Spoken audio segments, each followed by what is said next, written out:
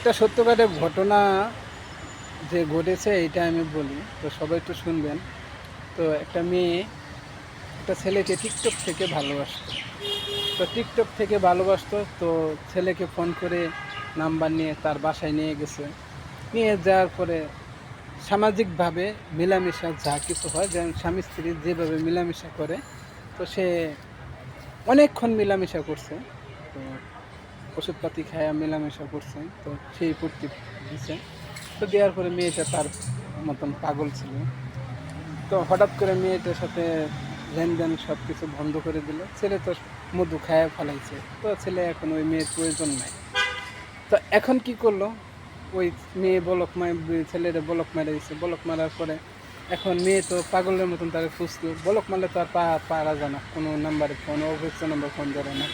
তো যাক, তো মেয়েটা বিদেশ গেল, আরেকজনের সাথে টিকটকে হলো, তো বিদেশ গেল।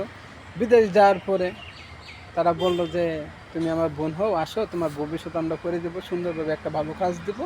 তো এই কাজ কামটা তোমরা তুমি করো। তো করার পরে সে মেয়ে পাসপোর্ট বানাইলো, বিদেশ গেল। বিদেশ যাওয়ার পরে তার সাথে মানে এমন কথাবার্তা ছিল যে তার সাথে বিবাহ করবে, সংসার করবে। তো বিয়ের কথা করে যখন ছেলেটার কাছে মেয়েটা গেল, তার দুধের বাচ্চা রেখে, তো মেয়েটাকে নিয়ে যায় না, খুব একটা বাজে জায়গাতে রাখছিল। ওই বাজে জায়গাতে সবাই তার শরীরটারে বুক করে খাইছে। তো বুক করে খাওয়ার অবস্থায় মেয়েটার এমন অবস্থা হয়েছে, মানে কি বলবো, মেয়েটার দিকে চায়া দেখা যায় না। তো তাকে সবাই মানে ছিঁড়ে ছিঁড়ে খাইছে। মানে ওই ছেলেটা ওই মেয়েটারে দিয়ে খুব ইনকাম করতো।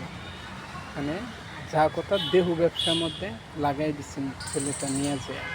তো দেহ ব্যবসায় লাগাই দিছে না, তো মেয়েটা অসুস্থ হয়ে যায়, তার সব কিছু নষ্ট হওয়া যাওয়া ধরছেন। তো মেয়েটা লাস্টে না পায়রা যে দেখে ছেলে, এখন দেখে যে কোনো কাস্টমার পাচ্ছে না, এখন মেয়েটাকে লাথি মেরে বিমানে তুলে বাংলাদেশে পাঠিয়ে দিচ্ছে। তো মেয়েটা বাংলাদেশে আসে, অনেক কষ্ট করে সুস্থ হয়েছে। তো এটাই যে আমরা যে আমাদের চোখে যে রঙিন চশমা পরি বা বিদেশে সবাই থাকে, সবাই যে ভালো বা সবাই যে ভালোবাসবে বা মন দিবে বা মন থেকে ভালোবাসবে, শ্রদ্ধা করবে, আসলে কিন্তু সবার ভিতরে সব কিছু থাকে না। সবার ভিতরে সব কিছু থাকে না।